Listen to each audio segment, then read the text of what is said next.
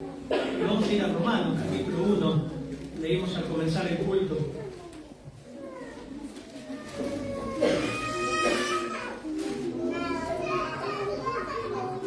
Para los más chiquitos está la clase cuna. Los más grandes agarran un papelito, un lápiz, anotan todo lo que puedan anotar y después a la tarde agarran a su papá y mamá. El pastor dijo que me explique, explícame, díganle eso. Al abuelo si ha venido, díganle eso.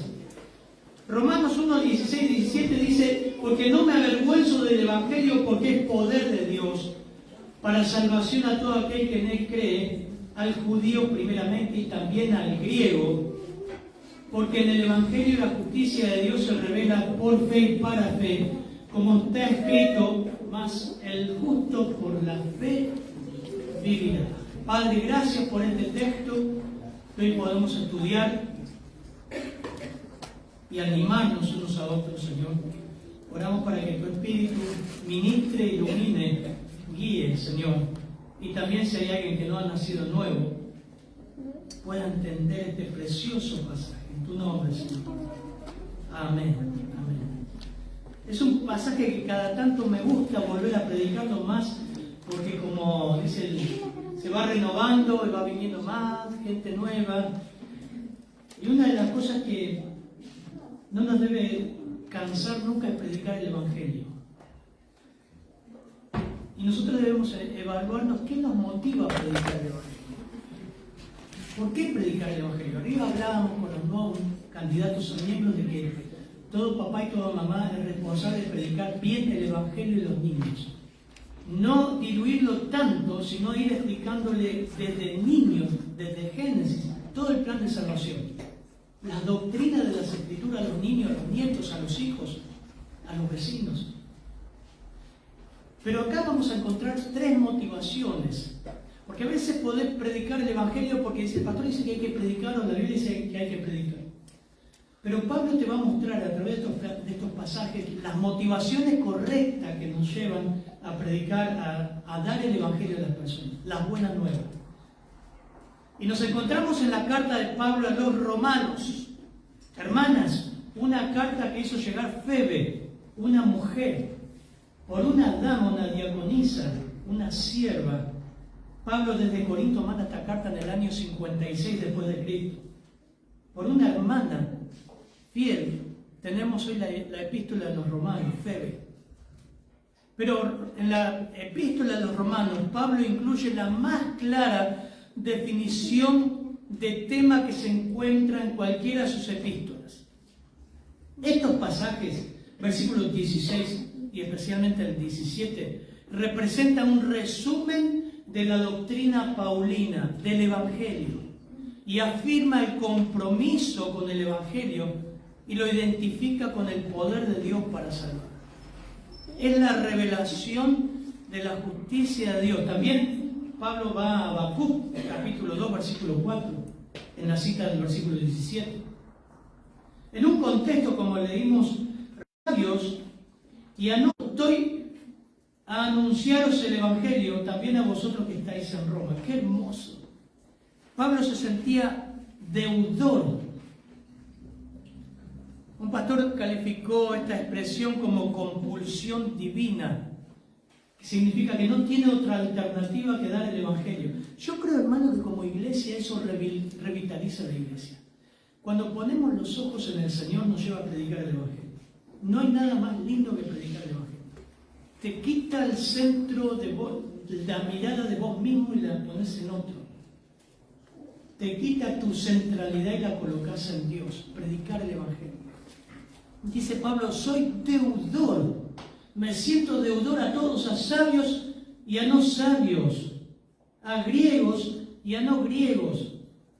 Yo tengo esta compulsión de dar el Evangelio. Tengo un tesoro que quiero dar. Pablo sentía la necesidad de compartir el Evangelio. Así empieza ese contexto. Ojalá que sea la nuestra, ¿no? Por eso va a dar en estos versículos tres razones por las cuales Pablo predicaba el Evangelio. Y dice el versículo 16, hermana, nuevamente. Porque no me avergüenzo del Evangelio, porque es poder de Dios para salvación a todo aquel que cree, al judío primeramente y también al griego. Hermoso, hermoso. ¿Saben qué? La primera razón que Pablo tenía y lo motivaba a predicar el Evangelio es que él consideraba el Evangelio como un tesoro. La gloria del Evangelio. Lo más valioso que tenemos, lo tenemos dentro nuestro, es el anuncio de las buenas nuevas de salvación. Pablo, miren, 2 Corintios 4:7 dice, tenemos este tesoro en vasos de barro. ¿Quiénes son los vasos de barro? Levanten la mano. Todos nosotros somos vasos de barro. Tenemos este tesoro en vasos de barro, 2 Corintios 4:7, anótenlo para el inductivo, para que la excelencia del poder sea de Dios y no nuestra, de ningún pastor, de ninguna iglesia. El tesoro del Evangelio está en nosotros. Es interesante, la primera razón o la primera motivación para predicar el Evangelio es que tengo un tesoro dentro mío. Cuando creí en Cristo, ese Evangelio anidó en mí. Vaso de barro, vulnerable, destructible, débil. ¿Saben qué? Cuenta la historia, miren, en el año 2014, en Toulouse, Italia, fue encontrada en el ático una persona que limpiaba su casa vieja. Fue encontrado por accidente en el 2014 una pintura de Caravaggio, un pintor del año 1600. Dice que se había roto un caño y el agua la había mojado un poco. Y cuando fue a buscar ahí en esa casa nueva, quizás que compró o alquiló, encontró esa pintura. La mandaron a Londres. Una pintura carísima. Fue evaluada, en dólares, fue evaluada en 171.000 millones de dólares. Impresionante. Por accidente. Google usted hoy a la tarde, a ver si es verdad lo que dijo el pastor. Voy a buscar pintura de Caravaggio encontrada en Toulouse en 2014. La idea que ese hombre, la ilustración es esta, y ese hombre no se daba cuenta del tesoro que tenía en su casa vieja. Y eso es el Evangelio que tenemos en nuestras manos. Algo valiosísimo. No nos damos cuenta la gloria, el efecto y el alcance de lo que tenemos en nuestras manos. Y Pablo está escribiendo desde Corinto a Roma, la señora de la antigüedad, que se jactaba en su poderío porque era la potencia mundial de ese tiempo. Pablo dice, tengo algo valioso porque es la gloria de Dios reflejada con poder en nosotros, el Evangelio. Impresionante, ¿no? Lo que este hombre encuentra. Dice, este lenguaje indica que era menester tener bastante coraje para llevar a Roma, la señora del mundo antiguo, lo que era a los judíos tropiezo y a los griegos estupidez, insensatez, el Evangelio. Pero su gloria inherente por ser el mensaje vivificador de Dios para el mundo moribundo, tanto le llenaba el alma que como su bendito maestro, como el Señor, también menospreció la vergüenza. No me avergüenzo del Evangelio. ¿Por qué Pablo empieza así esta carta?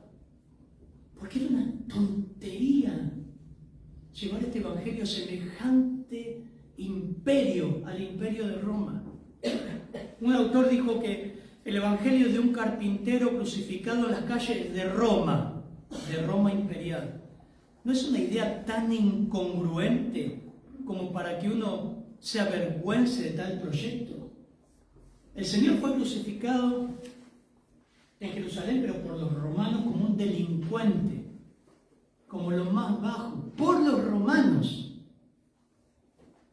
Quizás usted no se da cuenta de que Pablo está llevando el Evangelio al imperio que mató al Señor, que crucificó al Señor, que ellos consideraban como una incongruencia. ¿De quién estás hablando, Pablo? Si nosotros lo matamos. Crisóstomo dijo, Pablo iba a Roma a predicar a Jesús, tenido por hijo del carpintero, criado en Judea en la casa de una mujer mala, porque María fue considerada una mujer pecadora. Sin custodia militar como debería ser un rey. Sin el entorno de la riqueza como debería ser un rey. Pilato, ¿se acuerdan que le hizo poner arriba el rey de los judíos? Y aún peor, murió como un criminal entre ladrones y sufrió muchas otras vergüenzas. Eso es lo que muchos dicen la paradoja de Dios. Una paradoja significa dichos que tienen una aparente contradicción, pero que revela una verdad profunda. Dios siempre obró así, no de acuerdo a la razón humana. La paradoja de Dios, morir para vivir. Pablo, por ejemplo, encarcelado en Filipos, echado de Tesalónica, Hechos 16, burlado en Atenas, juzgado como tonto o insensato en Corinto, apedreado en Galacia. A Roma va a escribir una carta del Evangelio. A este imperio va a predicar un Evangelio de un Cristo que murió por ellos. En Juan 12, para que ustedes entiendan, en Juan capítulo 12, siempre el Señor se movió así. Y las Escrituras muestran, Juan 12, versículo 24 al 25, por favor, hermano. ¿Es cierto? De cierto os digo, que si el grano de trigo no cae en la tierra y muere, queda solo, pero si muere, lleva mucho fruto. El que ama su vida la perderá, y el que aborrece su vida en este mundo, para vida eterna la guardará. Cuando esta verdad le costó entender a los discípulos, morir para ganar. El grano de trigo debe caer en tierra y morir. Es algo que no... Recuerden que los discípulos le abandonaron a Dios. Le costó aceptar esta verdad. Pedro lo negó 3 veces. Incongruente, paradójico, una contradicción. Pero como dijo un autor, el Señor nos da un manantial de vida muriendo. Es interesante, solo Dios pierde para ganar. Solo Dios, digámoslo al revés, gana perdiendo, muriendo para dar vida. Y Pablo lo dijo, mire, 1 Corintios, vamos a ir a 1 Corintios capítulo 1, versículo 18. Porque la palabra de la cruz es locura lo que se pierde. Pero los que se salvan, 1 Corintios 1, 18. La palabra locura en 1 Corintios 1, 18 es moría. Y significa insensatez, tontería, algo estúpido. La palabra en la cruz es una tontería a los que se pierden, pero a los que se salvan, esto es a nosotros, es poder de Dios.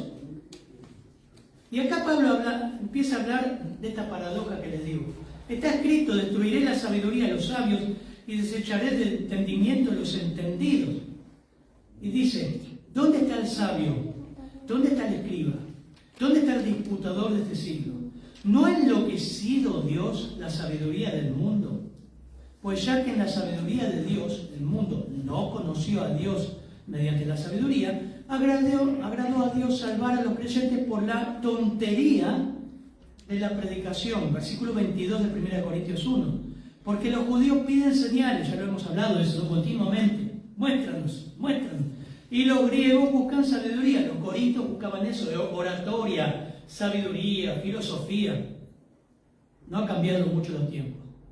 Hoy para creer en Dios, dicen, tienen que hablar en lenguas, tienen que hacer milagros. Y nunca Dios se movió así.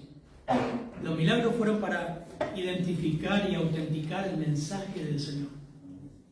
Pero los milagros se fueron. Las sanidades se sanan. Epafrodito se enfermó. Timoteo se enfermó. Pablo llegó a tener un aguijón en la carta que le dijo al Señor, he orado 3 veces para que lo quite, y dice, bástate mi gracia. Las señales cesaron. Y el Señor dijo a Tomás, porque viste, creíste. Bienaventurado el que no vio y creyó. Y hoy Pablo dice, la justicia de Dios por la fe, no por señales. Eso es constante. Y hoy día la gente también pide sabiduría, oratoria, psicología. Y eso ha impregnado los púlpitos, pero no el Evangelio. Los judíos piden señales y los griegos, ese fue el problema de Corinto, piden sabiduría. Pero nosotros predicamos a Cristo crucificado. Para los judíos ciertamente tropezadero. Y para los gentiles, nuevamente esta palabra, tontería. Mas para los llamados, así judíos como griegos, Cristo es poder de Dios y sabiduría de Dios. Porque lo insensato de Dios es más sabio que los hombres y lo débil de Dios es más fuerte que los hombres. Y acá Pablo los humilla a los corintios. Versículo 26, hermana, ¿qué dice? Pues mirad, hermanos, vuestra vocación, que no sois muchos sabios según la carne, ni muchos poderosos, ni muchos nobles, 27. Sino que lo necio del mundo escogió Dios para avergonzar a los sabios, y lo débil del mundo escogió Dios para avergonzar a los fuertes. Y lo vil del mundo y lo menospreciado escogió Dios, y lo que no es, para deshacer lo que es, a fin de que nadie se jacte en su presencia. Levante la mano quien reúne estas condiciones. Vil, tonto, necio, todos nosotros. Ninguno queda afuera, todos nosotros.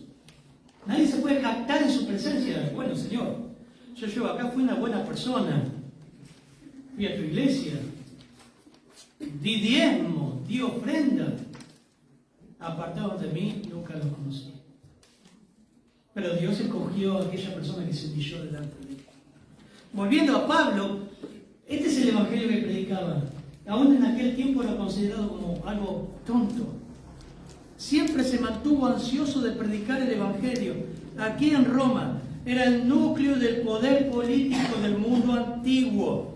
Ni la ridiculización, ni la crítica, ni la persecución física disminuyeron su denuedo, sus ganas de hablar. Gálatas 6:14 dice: lejos esté de mí en gloriarme, sino en la cruz de nuestro Señor Jesucristo, porque en el mundo me he crucificado a mí y yo al mundo. Filipenses 3:7. Cuantas cosas eran para mí ganancia, las he estimado como pérdida por amor de Cristo. O sea, Pablo está diciendo: me enorgullezco y me llena de gozo tener la oportunidad de predicar el Evangelio. Seguramente haya existido muchos filósofos, existieron muchos filósofos en el tiempo del apóstol Pablo, donde él iba a ir ahí con el Evangelio.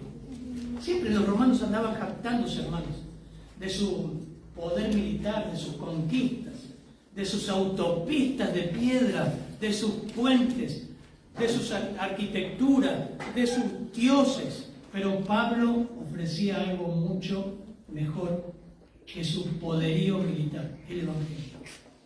Mientras ellos con sus ejércitos destruían, el Evangelio salvaba. Bueno, tenemos que leer Romanos al final, ¿no? La cantidad de gente que fue alcanzada con el Evangelio. Esclavos, la casa de Herodes, por el Evangelio. Hay un texto interesante en 2 Timoteo capítulo 2,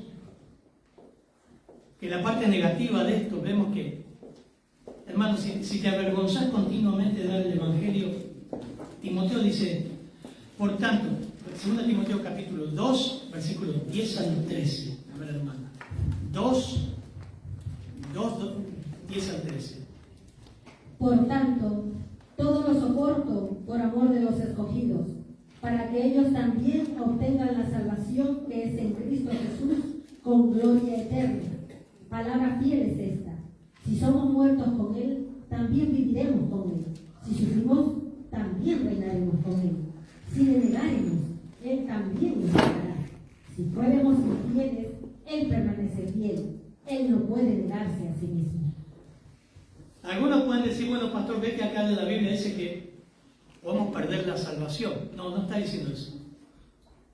La palabra negaremos es un presente continuo, es una realidad de una persona que le niega constantemente al Señor. Pablo lo que está diciendo es que una de las evidencias de salvación es que no deja de compartir a Cristo. No se avergüenza del Evangelio. No se avergüenza del Evangelio. Si le negáremos, Él también nos negará. Esto, si fuera así que la salvación se pierde, negaría todas las Escrituras. Porque las Escrituras claramente dicen que viene a mí no lo he hecho fuera. Nadie lo puede arrebatar de mi mano ni de la mano de mi Padre. Él está hablando de una persona que le niega constantemente. Si esa persona le niega constantemente, evidentemente algo no ocurrió en su vida. ¿Qué es lo que no ocurrió? La salvación. Es una evidencia. La gloria del Evangelio y de dar el Evangelio es una evidencia también de que fuimos salvos. Lo compartimos. Luchamos. ¿Quién no tiene vergüenza cuando vamos a hablar? Temor, ¿no? Luchamos. Pero hay algo que nos consume. Decimos, debo orar por esa persona que sea salva. Se va al infierno. De alguna forma quiero que sean salvos. Mis hijos quiero que sean salvos. Mi padre quiero que sean salvos. Y hablo el Evangelio. Romanos 10 dice, ¿qué dice? 10:8. Cerca de ti está la palabra con tu boca, en tu boca y en tu corazón. Esta es la palabra de fe que predicamos, que si confesares con tu boca que Jesús es el Señor y creyeres en tu corazón que Dios le levantó de los muertos, serás salvo. Esto no es una oración. A ver, hermano, confiese esto, listo, es algo. No, no es eso. La palabra es homologueo. Significa afirmar de manera enfática, prometer, confesar, admitir, profesar, reconocer. Es una persona que reconoce a Cristo como dueño de su vida. Esto en Romanos 10 implicaba muerte en la antigua Roma. Una persona que le decía, no, el César no es el Curios. Curios es el Señor, implicaba muerte. Porque el César, ¿saben quién era César, no? El emperador era considerado Dios. Por eso está este versículo acá, hermanos. Un texto fuera de contexto es un pretexto. Esto no es una oración en un folleto, como muchos han puesto. Esto es una declaración. Yo creo en Cristo. Bueno, ¿estás dispuesto a dar tu vida por Él? Sí. Porque Cristo es el Señor. Esa es la palabra de Romanos 10:8. No se avergüenzan. Hay un texto, vamos a pasar al siguiente punto, pero Román, acompáñenme todos, por favor, a Juan 9, el Evangelio de Juan 9. Cuando el Señor llega a nuestra vida, hermano, si el Señor ha llegado a nuestra vida, vamos a hablar. De alguna u otra forma nos vamos a meter en la salvación de personas. No vamos a leer todo el texto, vamos a ir al versículo 24. De Juan 9, la historia del ciego que es sanado por el Señor. Entonces, ¿se acuerdan que sanó el Señor al ciego y los fariseos le cayeron al ciego? Porque era una evidencia clara de que solo Dios abría los ojos. Era una señal mesiánica que se cumplió ahí. Volvieron a llamar al hombre que había sido ciego y le dijeron, ¡da gloria a Dios! Esto es netamente judío. Nosotros sabemos que ese hombre es pecador. Entonces él respondió y dijo, si es pecador, no lo sé. ¿Cuánta teología tiene el ciego? No mucha. No tengo idea si es pecador. Entonces dice, una cosa sé, que habiendo sido ciego, ahora veo. ¿Vos imaginate este muchachito ahí, ciego, frente a todos estos cuervos que le querían sacar los ojos? Porque era una evidencia, como a Lázaro. Vieron que Lázaro, el Señor le dio la vida, después lo querían matar, porque era una evidencia enfática del poder de Dios y de que Cristo era el Mesías. Le volvieron a decir, versículo 26, ¿qué te hizo? Me acuerdo de una cantata bien representada así, ¿qué te hizo? ¿Cómo te abrió los ojos? Él le respondió, ya se los dije, y no lo han querido oír. ¿Por qué lo quieren oír otra vez? ¿Acaso quieren hacerse sus discípulos? Y le injuriaron. Dijeron, tú eres sus discípulos. Nosotros, discípulos de Moisés somos. Nosotros sabemos que Dios ha hablado a Moisés, pero respecto a este, no sabemos ni de dónde sea. Qué terrible, ¿no? Así fue. Respondió el hombre y les dijo, pues eso es lo maravilloso.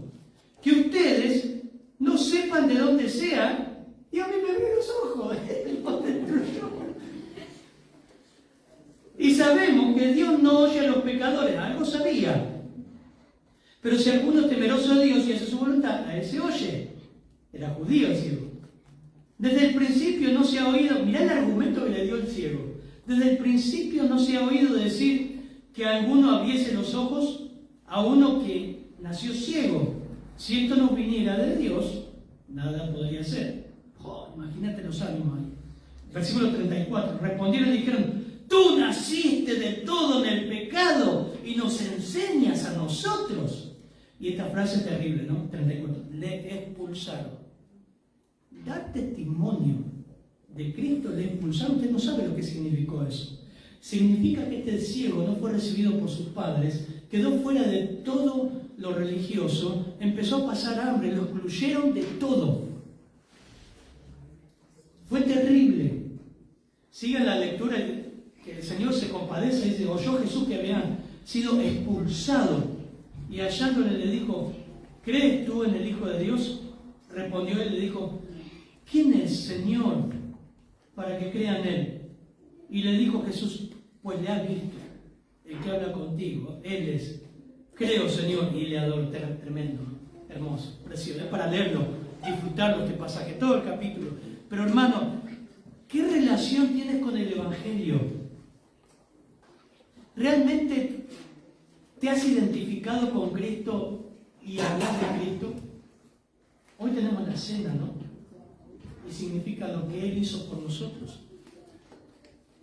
El ciego tenía un conocimiento, pero comenzó a tener el valor de hablar del Señor con el poco conocimiento que tenía. Dice: ¿quién es, Señor? Así yo creo. Le ha visto. Se arrodilló y le adoró. Si nunca has hablado o compartido el Evangelio, hermano, algo nunca pasó. Algo nunca pasó. No puede ser. No puede ser. De alguna forma tenés que involucrarte con los perdidos. De alguna forma. Te da vergüenza, llevas un folleto, orás por ellos, por la salvación, te involucrás. En segundo lugar, eso le motivaba a Pablo a predicar el Evangelio, la gloria del Evangelio. No solamente eso, sino el efecto que produce. Versículo 16 otra vez, hermano. Porque no me avergüenzo del Evangelio, porque es poder de Dios para salvación de todo aquel que cree, al judío primeramente y también al griego. Hermanos, no estamos para sacar gente de otra iglesia, ¿amén? El Señor no nos llama a llenar nuestra iglesia con gente de otra iglesia. Nos llama a predicar el Evangelio de los perdidos. Por supuesto han llegado hermanos de iglesias que no... Eso es pecado, hermano. Pablo habló de eso. Dice: no voy a predicar. Es más fácil invitar a un amigo de otra iglesia, ¿no? Que tu compinche, tu camarilla. Pero ¿por qué no vas a los perdidos a buscar? ¿Por qué no caminás tus calles y empezás a hablar el Evangelio a los que no conocen a Cristo? Es lo más lindo que hay. Eso te debe motivar, la gloria del Evangelio y el poder. El segundo efecto, el poder. Hay poder en el Evangelio. ¿Cuál es el poder? ¿Hablar en lengua, gritar, girarse? No, el Evangelio tiene dunamis. La palabra poder es dunamis. ¿Se acuerdan los más viejitos, las bicicletas que poníamos un aparatito que generaba luz? Se llamaba dínamo. Hoy no lo ven más. La bicicleta, ¿se acuerdan, pastor? ¿Se acuerdan que poníamos eso y de acuerdo a lo que andaba, la luz andaba? Hoy están las pilas, las baterías. Esa es la palabra dunamis, dínamo, poder, fuerza, capacidad, habilidad. Romanos 1:20 también dice: porque las cosas invisibles de Él, su eterno poder, dínamo y deidad se hacen claramente visibles por la creación del mundo. No tenés duda, no, mirá el mundo, mirá los paisajes, sentate y mirá el mar. Es decir, ¿quién creó semejante monstruosidad? Romanos 9:17 dice: la Escritura dice a Faraón, Romanos 9:17, para esto mismo te he levantado para mostrar mi poder. Esa es la palabra dínamo. El poder que Dios mostró a Faraón a traer las plagas. Y uno lee eso y dice: ¡wow! Recuerden que estamos viendo Apocalipsis. Ahora, ese poder mismo está en los vasos de barro. Levanten la mano. ¿Dónde? En el Evangelio. Nosotros somos cartuchos de barro que enfermamos, morimos, débiles. Pero vos llevas el Evangelio y el Evangelio en sí tiene poder, dínamo, dínamo. Continuamente el apóstol, obviamente, el apóstol mismo ha experimentado el efecto del Evangelio en su propia vida. Todos conocen, la mayoría conocen, cómo el apóstol Pablo pasó de ser Saulo a Pablo en camino a Damasco, y cómo el Señor se manifestó en él, le salvó, y la metanoia, el cambio que hubo en su vida. Al instante dice que predicaba a Cristo, al instante. Y es frecuente en las cartas de Pablo asociar el Evangelio con poder. Miren, lo vimos recién en 1 Corintios 1:18. 2 Corintios también lo dice. 1 Corintios 1:18, la palabra de la cruz es locura, es tontería lo que se pierden, pero para los que se salvan, para nosotros es poder de Dios, es el poder de Dios en nosotros. Hoy leíamos arriba, este es el efecto del Evangelio, ¿no? ¿Cómo puede cambiar el corazón de tu hijo? Tenemos que tener cuidado cómo predicamos el Evangelio a nuestros hijos, no desviarlo tanto, no hacerlo tan sencillo, tampoco complicarlo, es enseñarle el Evangelio. Y el único que regenera el corazón de nuestros hijos es Dios. El Evangelio viene de Dios, y el único que cambia el corazón de las personas no es el psicólogo. Vos no vas a cambiar el corazón de tu esposo, ni de tu esposa, ni de tu hijo. Lo cambia Dios y lo cambia el Evangelio. A eso se refiere. Continuamente el pasaje que hemos leído habla de poder, poder, poder, tontería para ellos, locura para los llamados como griego, Cristo poder de Dios, 1:24. Cristo poder de Dios, continuamente poder. ¿En qué? En el Evangelio. Hay algunos efectos que vemos a través de la palabra de Dios. Y en una ciudad como Roma, que se caracterizaba por su imperio, su jactancia, su poder. Hoy también las naciones se jactan su poderío atómico, su poderío imperial. Pero Pablo dice, no, el Evangelio tiene poder. No teman a los hombres que pueden destruir el cuerpo. ¿Se acuerdan que dijo el Señor? Teman a aquel que puede echar su alma al infierno. ¿Quién es? Dios. Ninguna nación, ningún partido político, ningún orador, ningún pastor, ningún cosa que hace el Evangelio nos libera de la culpa. Colosenses 1:12 dice, con gozo dando gracias al Padre que nos hizo aptos para participar de la herencia de los santos en luz, el cual nos ha librado de la potestad de las tinieblas y trasladado al reino de su amado Hijo, en quien tenemos redención por su sangre y perdón de pecado. Solo Dios puede perdonar a un pecador. Nos libera de la esclavitud del pecado. Romanos 6:17. Gracias a Dios que aunque erais esclavos del pecado, han obedecido de corazón a aquella forma de doctrina a la cual fuisteis entregados. Dios nos entregó al Evangelio, nos sacó la venda. Libertados del pecado viniste a ser esclavos de la justicia. Hablo como humano, por vuestra humana debilidad, que así como para iniquidad presentaron vuestros miembros, para ser esclavos de la inmundicia y a la iniquidad, y la iniquidad, así ahora para santificación presenten vuestros miembros para ser esclavos de la justicia. Precioso. Nos libró del castigo. Estábamos alienados con Dios. En aquel tiempo estaban sin Cristo, alejados de la ciudadanía de Israel, ajenos de los pactos de la promesa, sin esperanza, Efesios 2:12, sin Dios en el mundo. ¿Te das cuenta de eso? La gente cree que está con Dios y la gente dice, la Biblia dice que están sin Dios en el mundo. Ahora estamos con Dios. Nos libró de la ira de Dios, entre los cuales también todos nosotros vivimos en otro tiempo en los deseos de nuestra carne, haciendo la voluntad de la carne, los pensamientos, y éramos por naturaleza hijos de ira, lo mismo que todos los demás. Eso era usted, hermano, y yo. Y Lucas 12:4, mas os digo, teman a aquel que después de haber quitado la vida, tiene el poder de echarlos en el infierno. Sí, digo, a ese tema. Lucas 12. Amén, ¿no? Nos libró. ¿Qué nos dio? Nos dio justicia. Romanos 5:1, justificados pues por la fe tenemos paz para con Dios. El Evangelio se trata de justicia, hermanos, ahora terminamos con eso. Por medio de nuestro Señor Jesucristo, nos dio santidad.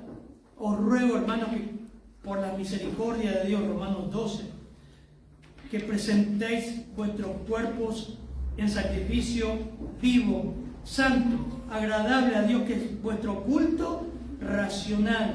Y no se conformen a este siglo, transfórmense por medio de la renovación de vuestro entendimiento para que comprobéis cuál sea la buena voluntad de Dios, agradable y perfecta. Nos dio comunión con Dios. Efesios 2:13. Ahora, en Cristo Jesús, ustedes que en otros tiempos estaban lejos, han sido hechos cercanos por la sangre de Cristo. ¿Se acuerdan del último Apocalipsis? Hoy en el inductivo, el templo abierto, el arca abierto, el corazón de Dios abierto para recibirnos. Fuimos llamados a la comunión. Amor por Dios, en 9º lugar, son 10. Y la esperanza no avergüenza, Romanos 5:5. Porque el amor de Dios ha sido derramado en nuestros corazones por el Espíritu Santo que nos fue dado. Y nos dio vida eterna. Y Él os dio vida a vosotros cuando estaban muertos en delitos y pecados. Aún estando nosotros muertos en pecado, nos dio vida juntamente con Cristo. Por gracia sois salvos. Y juntamente ya, un hecho consumado, nos resucitó y asimismo nos hizo sentar en los lugares celestiales con Cristo Jesús. Es un hecho consumado. Efecto del Evangelio. Mire si no te debe motivar a predicar el Evangelio a esa persona. Todos los efectos que tiene. De dónde lo saca el Evangelio y todo lo que le da. Eso debe motivarte a predicar. Y dice, ¿dónde tiene ese efecto? Dice, a todo aquel que cree, al judío primeramente, versículo 16, y también al griego, o sea, a todos. No hay raza, no hay nacionalidad, no hay edad, no hay sexo, no hay rango social, no hay nivel de educación, no hay cultura que se interponga, a todos. Viejo, grande, joven, niño, a todos. Todos deben escuchar el Evangelio. Y un factor que dice el versículo 16, condicionante, es el que cree. ¿Qué debe hacer una persona para apropiarse de estos efectos? Creer.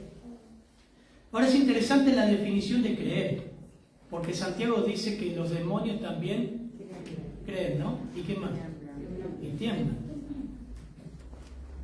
Hebreos dice, es pues la fe, la certeza de lo que se espera, la convicción de lo que no se ve. Un diccionario dice, es una confianza y certeza presente dada por Dios sobre una realidad futura inconmovible. Repito, es una confianza y certeza presente sobre una realidad futura, la da Dios. Es una convicción que por medio de Cristo y su sacrificio expiatorio, mis pecados son perdonados y mi deuda es cancelada. Preciosas algunas definiciones de lo que es la fe salvífica. Fe es aquella apertura que Dios provoca hacia el Evangelio. Es la respuesta humana de sumisión al juicio y a la misericordia de Dios, que Él la produce en el corazón. No obstante, la fe que Dios despierta es verdaderamente la decisión personal y propia del ser humano. Van juntas. El humano reacciona porque Dios despierta una fe salvífica. Da una fe salvífica. ¡Wow! ¿Cuánto para estudiar de esto, no? ¿Qué motivaba a Pablo a predicar el Evangelio? La gloria del Evangelio. Lo que es el Evangelio. Un tesoro en nosotros. Pero su efecto, su amplio efecto y eterno efecto en las personas. Pero por último, versículo 17.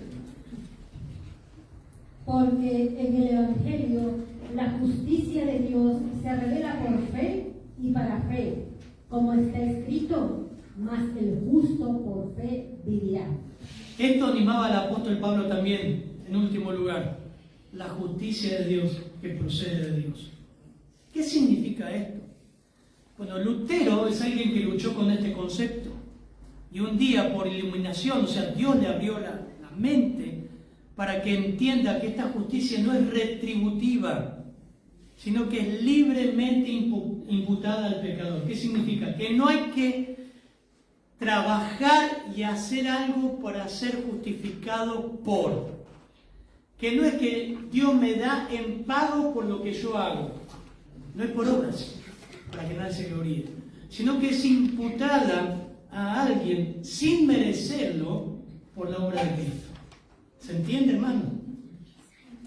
Les leo un poquito la historia. A mediados de 1513 y 1515 específicamente, fue cuando Lutero empezó a dar conferencias sobre la epístola de Romanos.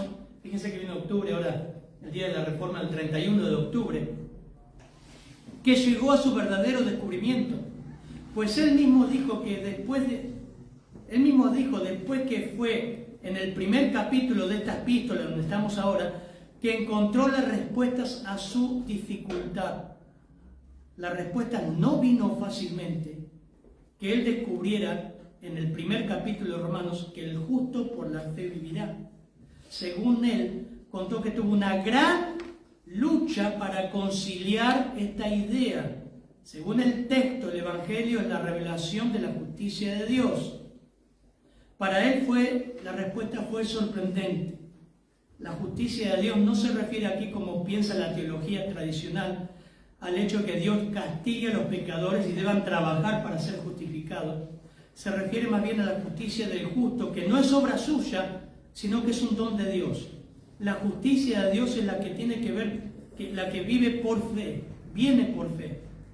No porque sea en sí mismo justo, sino porque cumpla la exigencia de la justicia divina, sino porque Dios le da ese don. La justificación por la fe quiere decir más bien que tanto la fe como la justificación del pecador son obra de Dios. Es un don gratuito. Durante esos años se desató la tormenta de la Reforma. Acá tienen el inicio de la Reforma. Precioso, pero lo que Pablo está diciendo que le cambió a Lutero el concepto de la Biblia, que la justicia de Dios vendría por la fe en Cristo, no por trabajar para la justicia. Y por ende, para fe, esa persona que es justificada vive por esa fe. Eso se llama la perseverancia de los santos. Esa persona que nace de nuevo vive en esa fe. No pierde la salvación. Impresionante. Acá está citando a Habacuc 2:4. Pablo está hablando de la manera que una persona llega a ser justo, y esto es por fe, y asegurándonos que es aquel que ha sido hecho justo, de esta manera vivirá. Pablo se propone a demostrar que el método de Dios siempre ha sido de justificar a los pecadores por la gracia y con base solamente en la fe, y lo ejemplificó en Abraham, Romanos 4:22, por lo cual también su fe le fue contada por justicia, no solamente con respecto a él se escribió que le fue contada, Romanos 4:24, sino que también con respecto a nosotros, a quienes ha de ser contada, esto es, a los que creemos que Él le levantó a los muertos a Jesús, Señor nuestro, el cual fue entregado por nuestras transgresiones y resucitado para nuestra justificación. Por eso lo que Pablo está diciendo acá en Romanos es que eso afecta a toda la vida, hermanos. Toda la vida. No estoy en Corintios. Vamos, Romanos 1:17 nuevamente, hermano. Porque en el Evangelio la justicia de Dios se revela por fe y para fe, como está escrito, mas el justo por la fe vivirá. El Evangelio revela que Dios hace la obra, y cuando Él la hace completa, y esa persona que nace de nuevo vive por fe y vive en esa fe. ¿Quieren un poquito más de claridad? Romanos 5. Miren esto. Justificados pues por la fe, tenemos paz para con Dios, porque no hay paz para el pecador sin la justificación. Un Dios justo debía castigar el pecado, y la castigó en la persona de su Hijo. Nosotros estábamos condenados, debíamos pagar por el pecado, pero Él pagó nuestra deuda. Por eso tenemos la paz con Dios, por medio de nuestro Señor Jesucristo. Ahora miren versículo 2. Por quien también tenemos entrada por la fe a esa gracia, en la cual estamos firmes y nos gloriamos en la esperanza de la gloria de Dios. Y no solamente esto, sino que también nos gloriamos en las tribulaciones, sabiendo que la tribulación produce paciencia, la paciencia prueba, la prueba esperanza, y la esperanza no avergüenza, porque el amor de Dios ha sido derramado en nuestros corazones por el Espíritu Santo que nos fue dado. Afecta toda la vida. La justificación por fe va a afectar toda tu vida. La justificación del Evangelio de una persona le va a afectar, le va a cambiar toda la vida. Y va a estar firme en medio de su tribulación. Y va a seguir al Señor. Por eso dice, porque en el Evangelio la justicia de Dios se revela por fe y para fe. Esa persona vive por fe. Hermanos, terminando en esta mañana, ¿te avergüenzas del Evangelio? ¿Cuántos amigos saben de Cristo por tu boca? ¿Cuántas personas saben del Evangelio por usted? ¿Qué cambió el Evangelio en tu vida? ¿Cuántos pueden ver que eres una persona completamente diferente a lo que eras antes? ¿Vives la fe que decís creer? ¿Realmente es una vivencia la fe que decís creer? ¿Cuántos pueden ver que vivís lo que crees? ¿Cuántos pueden ver la compatibilidad de lo que vos decís creer y lo que vivís? Ese es el texto de hoy. Padre, gracias por tu palabra. Gracias que nos recuerda la motivación por la cual debemos predicar el Evangelio, la gloria del Evangelio, lo valioso del Evangelio, más que toda la riqueza y el poder de todo el mundo. El contenido del Evangelio, el efecto que produce, el efecto que ha producido en nuestra vida, es poder de Dios. Gracias también, Señor, porque nos salvas por fe y para vivir por fe, porque tú estás con nosotros hasta que el mundo termine y más allá. Gracias, Señor, porque nos ayudas a estar firmes. Gracias, Señor. Oramos para que poder predicar el Evangelio de una manera más constante. Saquemos la mirada de nosotros y empecemos a orar, clamar y esforzarnos por llevar el Evangelio a los vecinos, amigos, compañeros de trabajos. En tu nombre, amén.